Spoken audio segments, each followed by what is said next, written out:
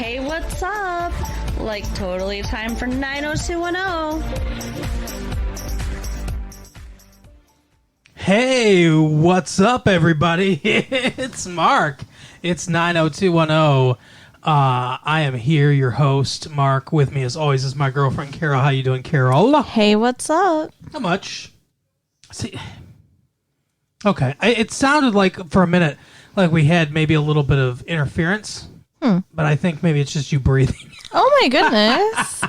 I'll try to cool it down over here. I had Carol adjust her microphone a little bit, but it turned out the problem was mine in that I didn't have her microphone turned up. Maybe now I have yours a little bit too sensitive. Maybe. But we will get through this any way that we can. Oh my gosh, the dog just turned her back on us. So, because... Do not lick my pillow. Oh my gosh, we let the dog in here and she started licking my pillow. Not allowed. Because of the Memorial Day weekend, there's some fireworks, and because of that, what are you doing? Just trying to get back to the pillow? There's some fireworks, and the fireworks have her a little spooked out, so we decided to let her in here while we're recording so that she can sit with us. She looks like a hang. Come here. There you go. Oh, say hey, what's up to the people. Oh, she's so happy. But anyway, so we are here to talk about 90,210. Yes. Also known as Beverly Hills 90210. Oh, yeah. Oh, yeah. So, Carol, what do we watch this week? I mean, what the hell happened in this show? It was an intense episode this week. It was. Oh, I should tell everybody. I mentioned that it was almost Memorial Day. Yes. It's technically is Memorial Day when this gets released. When the tapes get handed out, it's going to be Memorial Day. So it is May 25th, 1995. Yes, it is. So, thank you for reorienting the audience. You got it. Now, Carol, what's going on with the show? Oh my goodness. Okay, so Dylan's mom has actually moved in with him. Did you recognize her? No, should I? She's from Troop Beverly Hills. Oh. The Shelley Long jam. Okay, well, who did she play? She was the mean one, I think. The one she was fighting against. Okay. Or whatever. You remember that movie, right? Yeah. That was the movie that told Shelley Long, "Hey, you don't need to be on Cheers anymore. Go ahead, you're going to be a star." And Irreconcilable differences. Huh? I said irreconcilable differences. She was in that movie, right? I don't know. Drew Barrymore was in that movie. Drew Barryless. I don't remember that movie, so. All right. But anyways, for 90210, I feel really bad for him because... Dylan? Yeah. Because he's hot. Well, why would I feel bad for him for that? No, I mean, you feel bad because something slightly annoying happened to him, but he's hot, so you're like, oh, I gotta feel bad it's for more him. than slightly annoying. His mom, who abandoned him, moves in with him and is trying to tell him how to run his life. That would be annoying. She's telling him, oh, it's, it's a school night, you should be home before midnight. Uh-huh. But she walked out on him. Okay. So he feels like she doesn't have the right to tell him anything, which I agree. So his dad was a shitty dad for the last, I guess since he was 6, so the last 11 years of his life. Right. So his dad was a shitty dad for the last 11 years of his life. So that means that she should come in and just not have any rules. No, it means I'm just going to continue the shittiness. It means she shouldn't come in at all. Really? You think he should just be on his own? Yeah. Interesting. Okay. I mean, I think on his own is better. I think the episode proves that. Having to see her and deal with the pain of what happened, that's not good for him. Don't you think he should confront that pain and maybe talk to her about it and try to understand his own feelings, try to understand her feelings, don't I feel like confronting that pain and stuff is good. I mean, it might be with the help of a therapist, but to start off living together and having her tell him how to do things, that's a lot. Yeah, okay. But so he is not going to school Brenda's like very concerned because he's not been showing up to school. He's ditching. And most of the time it seems like she doesn't know where he is in the evening. It's not like he's hanging out with her. So it turns out he's going to a pool hall. Right. He's going to the Sharkies. So like he's supposed to be in school and instead he is drinking and playing pool. Fantastic choices. He's drinking a lot of alcohol. Yes. Some beers. He's having some beers. It seems like at first he was mostly just playing pool.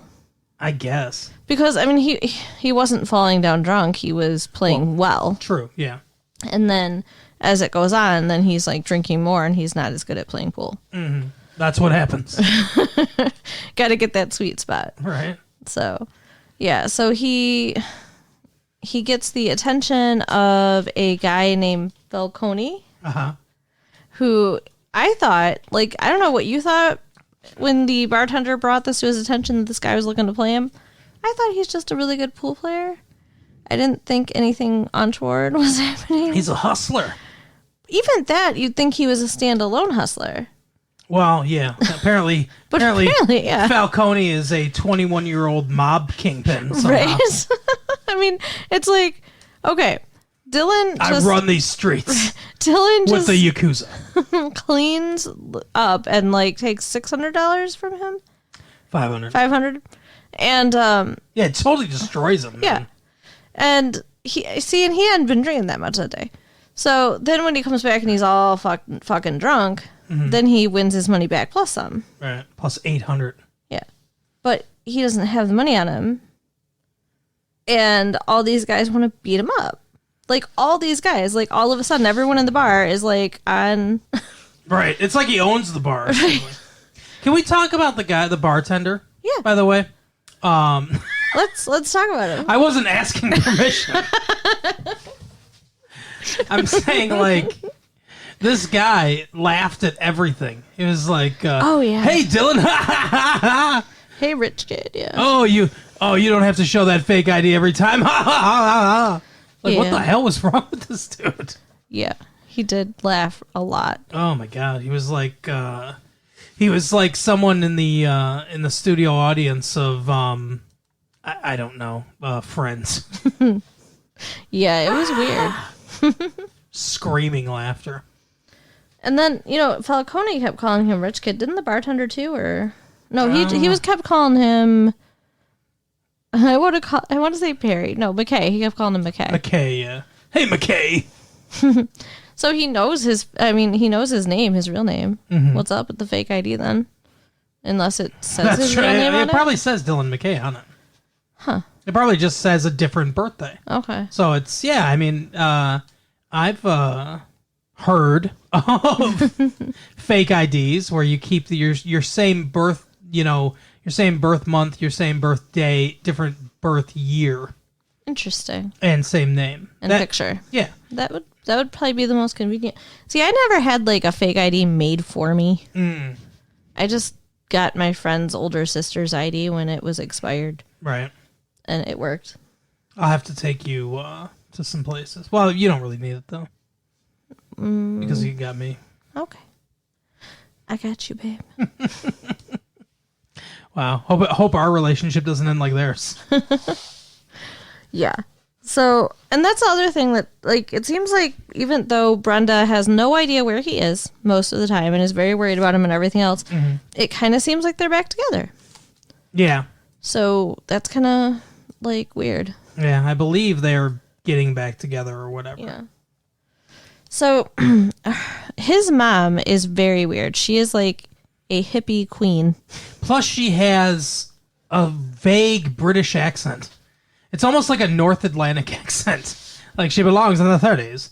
Where she's like, Dylan, my boy.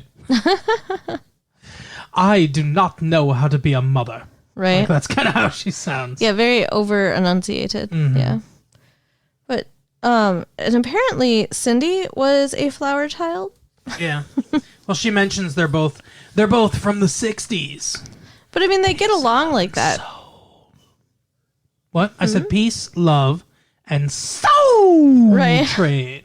But I mean, they start making friends kind of based on the fact that they were both like that in Yeah. the 60s or Right. whatever. But the thing is, like, She gives her a Cindy- psychic reading. Yeah.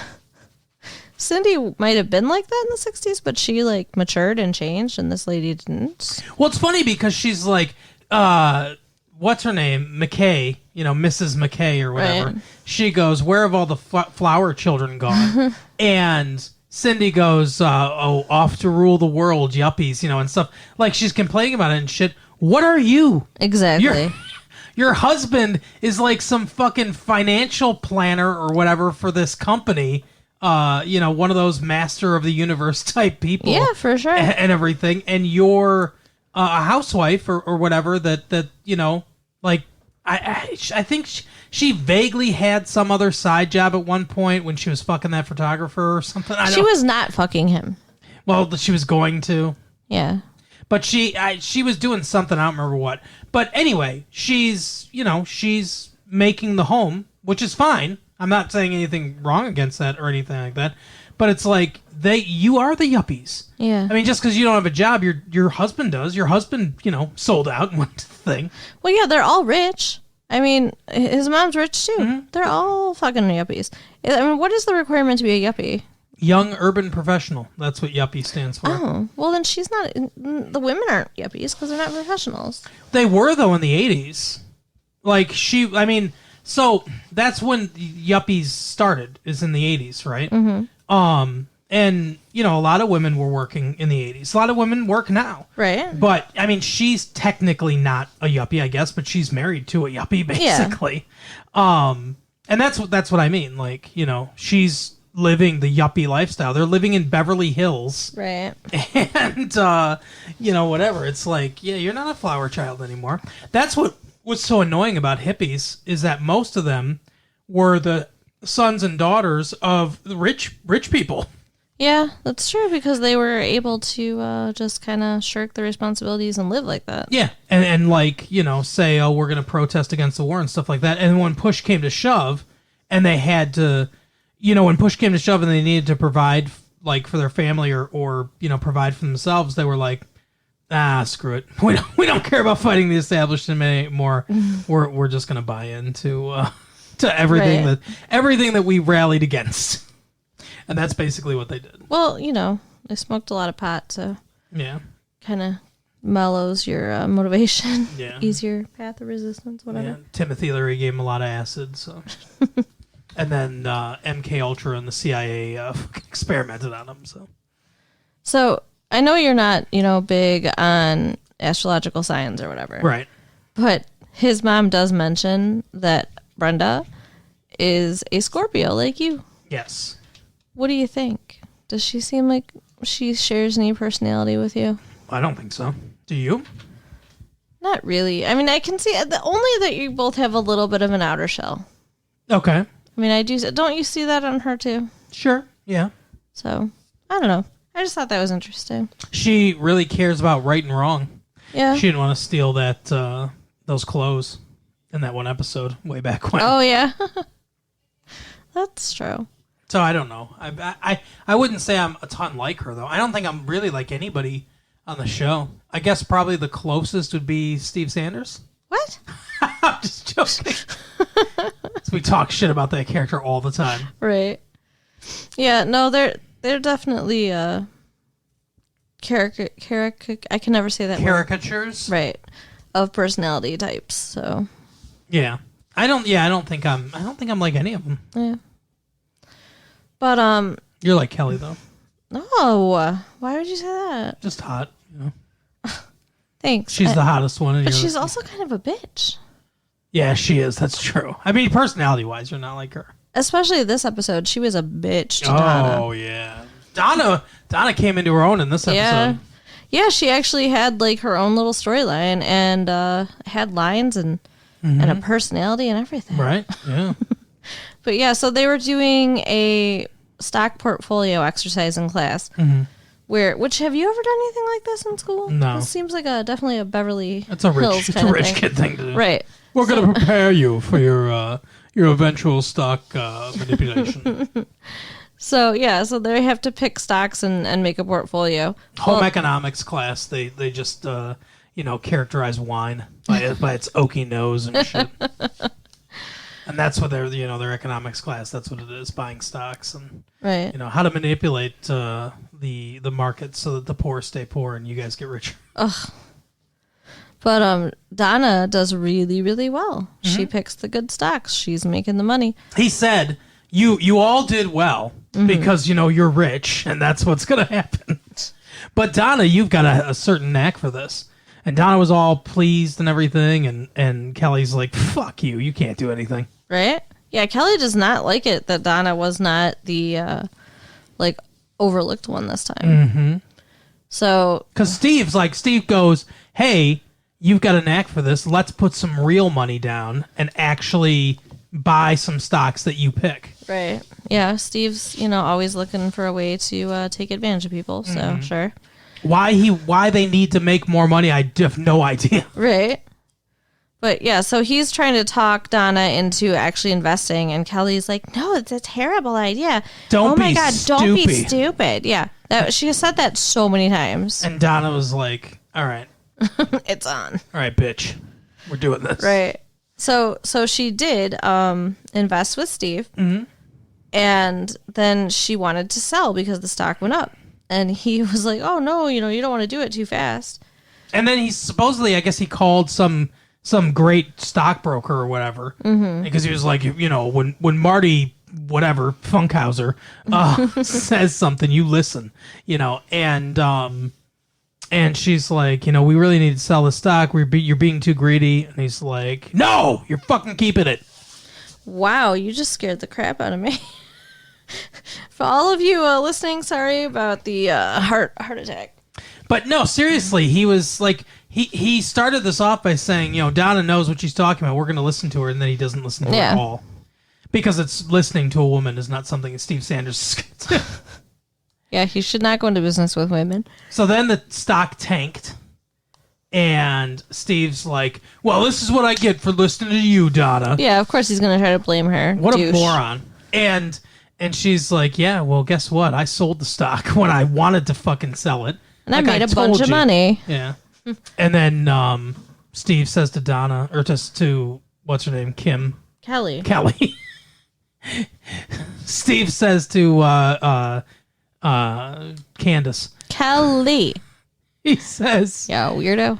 "What do you think? Let's go round two listen to what Donna says." And she's like, "Yeah, I'm in," and they go like chasing after her. And Donna actually stands up for herself. She's like, "Look, don't try to push me around anymore, and don't either one of you ever call me stupid again." Yeah, I was so proud of her. I actually felt something for her character other than nothing or apathy. Yeah, it was kind of cool. I mean, I know eventually she becomes like a major character that we care about, and it's just, it's nice to not have her seem like scenery anymore. Right. So, like we know that Dylan's been drinking Yeah. and going to the pool hall. Brandon goes with him because he shows up to school drunk. It's falling down. Yeah, because Brenda was telling him that he had a trig test or something the night before, and he decided to actually try to show up. He drove to school drunk, and everybody's like giving him a hard time. So Brenda says to Brandon, "You need to do something about this." Yeah, she says to Kelly, "I'm not just going to stand by and do nothing. Brandon, go Right? go take care of this." It was ridiculous. But Brandon goes and he's like, "Hey, I can't let you drive. Let me drive you and I'll take you wherever you want to go." Which those are some pretty stupid words to say to a drunk person. Right. And so they end up going to Tijuana. No, they just go to that pool hall, and this is when he gets into it with Falcone because he's so drunk and he loses so much to him. Mm-hmm. And he ends up getting his ass beat. Oh, yeah, because he's like, "I don't have the money on me." Falcone's like, "Look, you play pool. You carry cash, motherfucker." Yeah. And then, I mean, I think he kind of even was giving him the chance to like, "Okay, go get it," or whatever. And he's like, wouldn't. Yeah, he's like, "I'll get it tomorrow." So they beat he's the like, shit out "Oh, of him. okay, we're going to go for a walk." Yeah. Lucky for Brandon, all they did was hold him back. Mm-hmm. Which still had to be so horrifying. I guess. I mean, wouldn't that be to be like being held back and watch your best friend get beat up? No, there's no two guys that could hold me back, so it doesn't matter. Oh, okay. It really does not matter at all. Anyways, so they show up back at the Walshes where You know what? If two of you people out there think you could hold me back, you want to get together and try to hold me back, because Carol looks incredulous at this, then message us, latefee1994 at AOL.com.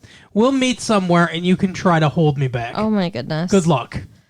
Oh, don't be a dumbass. I love you, but oh my goodness. What are you talking? There is literally no two human beings Oh, that could hold me bullshit. back. How can you be that egotistical? Because it's hard to hold someone if one person has one arm and another person has another arm. I'm not talking about like getting in a specific hold, like a chokehold. I mean like they had him held in the episode. I'm not talking about like hooking your leg or anything like that. For one person to hold one arm and another person to hold another arm, do you know how hard it is to hold someone like that if they're really struggling to get out and they're not just acting like they're struggling to get out because it's a television show? And it's not egotistical, because the corollary of that is I don't think there's very many people I could hold with another, equally strong person to me. That's true. I've heard that, like, in the hospitals and stuff where they have psych units, they have to have special training to be able to hold Yeah. people back. So, yeah, I guess just a couple guys in a pool hall. Yeah, just hooking an arm like that, like they were holding him. Yeah. It's not. I mean, if someone could grab me across the abdomen and hold me back. I'm sure there's people out there strong enough to do that. Sure. And other ways, like doing like a half Nelson or something, like hooking their arms underneath my shoulders and then around the back of my neck and stuff like that. There's people that could do that, but just one person on one arm, just with their arms wrapped around my arm, and then someone else, like, because you can slide through. So if you're fighting at all, you can slide through pretty easily. Yeah. Okay. Because you could see what he was doing is he was making like almost where he's bending his elbow almost like where he's making that bicep pose, like the bicep flex pose. That's you'll notice in movies and TV shows they always do that, because that helps the other actors have something to kind of hook onto. Otherwise, if you're keeping your arms straight, it's hard. Even when you're just play struggling, it's easy to snake your arm out of there. Okay. So they go back to the Walshes, and Dylan is all beat to fuck. His mom's been over there worrying, talking He's about fine what a the next day, terrible though. mom she is. Yeah, he really is. Don't worry. The makeup crew does a good job, because he's barely has a scar the next day. Right. So, it seemed like somebody, was it his mom, was mad because Brandon went with him to this place? Like, he was just keeping an eye on him, keeping him. Yeah. Well, she didn't know. Yeah. And then Brenda's parents tell her they don't want her seeing Dylan anymore until he gets his act together. And when she tells him that, he's just like, well, they're probably right. Yeah. Better off. They're right. You're better off without me. Boo-hoo. Idiot. Yeah, So. he's acting like a moron. And then the next morning, his mom has... Now, I have issues with this scene. Okay. Because he gets up and she says it's like noon or something, right? And breakfast is sitting at the kitchen table all prepared for him. She had no idea he was about to get up right then. And it's just sitting there ready. Like, that was probably made 2 hours ago. And he just sits down and eats. Start eating cold eggs. Right? Ugh. But, Yum, yum, yum. she decides, and I do think this is the easy way out, that she decides to take the easy way out, and she's going to go back to Hawaii. You just said she shouldn't have moved. She should have left him alone and not moved in there. She should have. Now this is the easy way out. Yes, because she already went. She's leaving again. I think that's crap. It seems like you like she can't do anything right. Yeah, pretty much once she walked out on her 6-year-old kid, she can't do anything right. Well, that seems unfair, because she's trying to make it better now. Yeah, She's and doing failing. what she can. And then she tells and then she tells him that his dad gave her a bunch of money Yeah. to stay away from them, and that she took it. How much do you think it was? Millions. Okay. She took it but never touched it. Yeah. How did she live? I don't understand any of it. You know what I think? Huh. I think the dad gave whatever check she showed him. I think the dad gave her twice the amount. Right? She had just been living on that, She was like, your dad gave me $10 million to Maybe. to not be around. So here's that $10 million. But I mean, if she wasn't going to touch it, why would she take it? Why would that be a motivation to stay away? Maybe she just lived on the interest. Yeah, I don't understand. Like, she makes it sound like, she was like tempted by it, but then she was like, I decided to stop fighting or whatever. Like, I don't know. There's a big story there. Like, how did the dad win? Most of the time, women seem to win in custody battles. Right. Unless there's something really wrong with the woman. Which there might have been. And that's what I'm saying. Like, what was she, like, bad into drugs or an alcoholic or what? Well, that would make sense because, it's like tends to run in families and stuff, so. Maybe, yeah. But anyway, so she gives the money to him and she's like, oh, I already talked to Brandon's dad. Like, I don't know when. She's like, I already talked to Brandon's dad and he's going to put it in a trust for you so you don't blow it all at once and blah, blah, blah. And she's like, you're going to live on your own and I'm going back to Hawaii. And if I want you to call me and we can, try to rekindle our relationship or whatever. Which, like you said, is dumb. Yeah, because if she wants to be there for him, but feels like she made a mistake, like you said, and doesn't want to live there with him and start like pretending like she's been his mom the whole time, which I agree with you is probably not the right thing to do, then don't go back to Hawaii, move 2 blocks away. Yeah. Or whatever, or half a mile away. Stay in the city so that you can be like, hey, Dylan, let's go eat. Let's go out to eat. Let's go out to lunch and have a conversation. Let's go to a movie or whatever. Right. Let's reconnect, but I'm not going to, be in your, be telling you what to do and everything. Yeah, that definitely would have been the smarter move if she really wanted to be in his life, but I don't think she really did. No, I agree. I think she felt like she was supposed to do that, and now she's like, fuck it. Because the whole time she's like, I don't know how to be a mom. I don't know how to be a mom. Yeah. And it's like, you left when he was 6, when the divorce happened. You raised him until he was 6. That was 6 years of being a mom. You don't know how to do that? Well, I mean, I understand there's a big difference between being a mom to a 6-year-old and being a mom to a 17-year-old. Yeah, I agree. There are differences, but that doesn't mean, like, she should feel like a mom. Yeah. Already. If you raised a child to 6 and then didn't see them for several years, you'd still feel like a mom, wouldn't you? I don't think, honestly, if she made the choice to leave, she makes it sound like she made a choice. Like, it wasn't like she didn't have the choice there. And if she made the choice to leave, she probably doesn't feel like a mom. She probably feels like the worst mom. But she made it sound like her ex-husband had a bunch of money and was like, that had the best lawyers in the world and was really like kind of running her through the ringer legally. And it was this like exhausting fight and he had all these resources and she had nothing basically. And she was like, finally, and he's like, hey, you want to just give this up? I'll give you all this money. And she was like, okay, fine. Like thinking like, I'm not going to win this anyway. He's got all these resources and stuff like that. So it doesn't sound like she gave up kind of, but it doesn't sound like she was like, oh, I have a choice. I can, stay here or whatever. It sounded more like she was, she was driven to it. Yeah. I don't know. I can't imagine it, but. But one day we'll get married and have children and then I'll become rich and powerful and I'll show you what it's like. Okay.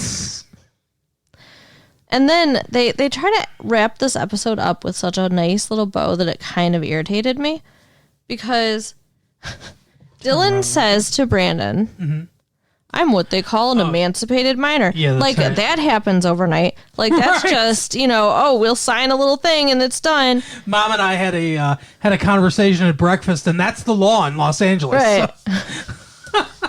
Like, you have to go to court and prove to the judge that you can take care of yourself. Right. So he'd have to have a residence, some form of income. Now he does have both those things. Yeah, though. yeah. With all the stuff he has, he probably could do it. But it's like later that afternoon. Right. It's not something they would do in one day. Right. For sure.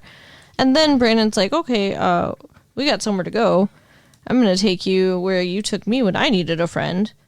And he takes him to an AA meeting. Yeah, they go to So all of it's wrapped up. Mom's gone. Dylan has money again. He has a house again. He's an emancipated minor, so he can make all his own decisions. And he's in AA, so he's going to recover from his disease. Because that's how life works. Right. Yeah. All of it's just perfectly fixed in one day. Mm-hmm. Bullshit. That irritated. This whole episode irritated me. I thought it was decent, though. It was good. I mean, it was a good episode, but it was irritating. Yeah, there were irritating things about it. That bartender was pretty irritating. Right? And what do you think of that place that his mom took Cindy? Oh, yeah. The Mind Gym. Mind Gym. Which I don't understand that name because it's not like... Oh, so to me, a mind gym would be a place where you do crossword puzzles. Right? Or riddles or something like that. Because that, exercises your brain, right? This was more like, chill out, like meditation, right? Yeah. Like namaste. It seemed like that, yeah. So, yeah, they go to a place with these pods that look like, where you'd sit on a very fancy alien spaceship. Right? And... there's a seat there. You sit down. You put on these glasses that are connected with an electric or a cord. Mm-hmm. And I think it's supposed to be like some sort of like a virtual reality. Yeah, that's what it seems like. But it's basically all it looks like is a kaleidoscope. It's like it's powering something behind the glasses that make these swirling colors and things like that. It's a Stanley Kubrick 2001 reel, basically. And you're just, oh my God, it's full of stars. And you're just sitting there and seeing all this stuff, and I think you're supposed to just kind of relax. And then afterwards they drink, what was it? Wheatgrass, I think? Yeah, or it something sounded like that? disgusting. Wheatgrass and kali, I don't know, something like a bunch of stuff with lemon juice and ginger, I think she said, Ugh. and garlic. Ugh. She was like, the that garlic was the kick. Yeah. Yeah, the garlic's so invigorating. Like, it's fucking garlic. Like, I'm not sounds- invigorated when I eat, like, garlic bread. What are you talking about? I like garlic. Oh, I love garlic. And I like ginger in some foods when I don't. it's used sparingly.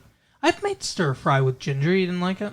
Well, I didn't know it had ginger in it. Yeah, just a little bit. Just a little bit of ginger. My dad used to make me gargle with ginger and, like, hot water and ginger, and it was gross. Oh, that doesn't sound good at all. No. But anyway, so yeah, all the stuff doesn't sound like a drink. Like it's like something I'd want to drink. Right. And there's grass in it. It was all green. It was like, yeah, it looked terrible. Terrible. But anyway, so they drank that, and she's like, yeah, it's, like that gets me going and invigorating. I'm like, sure, yeah, that gets you going in the bathroom, I'm thinking. Right?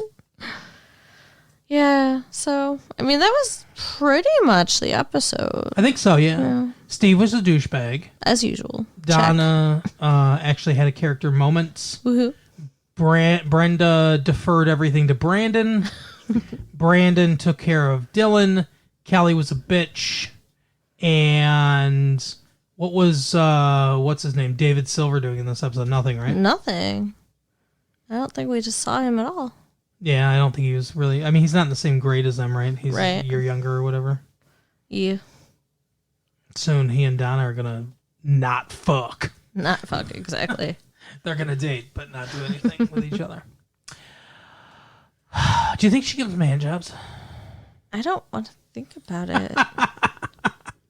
Ew. Well, I was just thinking, like, I mean, I know that Aaron Spelling probably, doesn't want to think of his daughter that way. And that's why she's a virgin, but... I don't know. I'm going to guess no. At least not now. Nothing at all, I mean, eventually she must give him something. you would think. Because it's like years, right? They date for years. Yeah, they're together. Remember, they were together in season 5 until he cheats on her and finally loses her virginity. But do they get together in season 4? See, I don't know. I don't know when they get I together. don't know either. We'll see. All right. Well, that is it for this episode of 90210. I don't know. Tell us stuff. Tell us what you like. Tell us what you don't. No, you tell us stuff. Oh. Wrap up the show. Well, I was trying to, and then you were like, no, you tell us stuff. So you can do that by writing us at latefee1994 @AOL.com. Professionalism, correct. Goodbye.